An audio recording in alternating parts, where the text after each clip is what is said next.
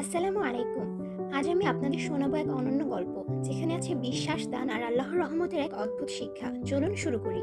অনেক অনেক দিন আগে দামিস্ক শহরে এক যুবক ছিল। তার নাম ইয়াহিয়া। বয়সে তরুণ, কিন্তু জীবন কেটেছে অভাব অনটনের মধ্যে। দিনমজুরির কাজ করত, কখনো খাবার জুটতো, কখনো তো না। কিন্তু ইয়াহিয়ার একটা অভ্যাস ছিল, সে কখনোই নামাজ বাদ দিত না, আর মানুষের কষ্ট দেখলে নিজের সামান্যটুকুও ভাগ করে দিত। শহরের মসজিদে তখন একটা কথা খুব ছড়িয়ে পড়েছিল। প্রতিদিন ফজরের নামাজ শেষে দরিদ্রদের কাছে খাবারের পুঁটলি পাওয়া যায়। কেউ জানতো না কে রাখে। পুঁটলির ভেতর কখনো রুটি, কখনো খেজুর, কখনো বা কাপড় থাকতো। মানুষ একে অপরকে জিজ্ঞেস করত, কে হতে পারে এই রহস্যময় দাতা। কেউ বলল হয়তো ধনী ব্যবসায়ী, কেউ বলল হয়তো মসজিদের ইমাম। কিন্তু সত্যটা কেউ জানতো না। এক রাতে এক বৃদ্ধ দরিদ্র লোক সিদ্ধান্ত নিল সে অপেক্ষা করবে। সে মসজিদের অন্ধকার কোণে লুকিয়ে থাকলো। রাত গভীর হলো, সবাই ঘুমিয়ে পড়লো। তখন সে দেখলো একজন তরুণ খুব সাধারণ কাপড় পরে মাথায় নিচু করে খাবারের ঝুলি রেখে চলে যাচ্ছে।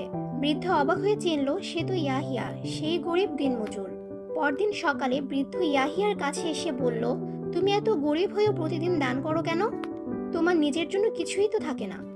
ইয়াহিয়া মৃদু হেসে উত্তর দিল, আল্লাহর জন্য দিলে কখনোই কমে না। আমি চাই না মানুষ আমাকে জানুক, আমি চাই শুধু আমার রবই আমাকে জানুক। কিন্তু কিছুদিন পর ইয়াহিয়া গুরুতর অসুস্থ হয়ে গেল। কাজ করতে পারছিল না, ঘরে খাবারও শেষ। তার মা কাঁদছিলেন, এবার তুমি কিভাবে বাঁচবে বাবা? সেদিন রাতে ইয়াহিয়া হাত তুলে দোয়া করলো, হে আল্লাহ, আমি গোপনে তোমার জন্য দিয়েছি, এবার তুমি আমার জন্য সবকিছু সহজ করে দাও। অদ্ভুতভাবে সে রাতেই তার দরজায় কড়া নাড়ল। বাইরে দাঁড়িয়ে আছে শহরের এক ধনী ব্যবসায়ী।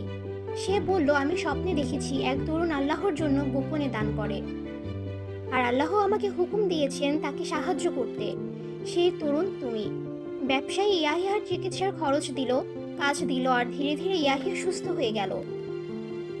মানুষের চোখে না হোক, আল্লাহর চোখে প্রতিটা দান লিপিবদ্ধ হয়। দান শুধু ধনীদের জন্য নয়, সামান্য যা আছে তাই দিলে আল্লাহ তাআলা তাতে বরকত দিয়ে দেন। গোপন দান মানুষের অন্তরকে পরিশুদ্ধ করে আর আল্লাহর রহমতকে টেনে আনে। আমাদের সবারই উচিত গোপনে দান করা, যা কখনোই বৃথা যাবে না। এমনভাবে দান করা উচিত যেন আমাদের ডান হাত দিয়ে দান করলে বাম হাত না জানে। তো ভিউয়ার্স, আজকের জন্য আমি বিদায় নিচ্ছি। আবারও বলছি, welcome to my channel. Allah Hafiz.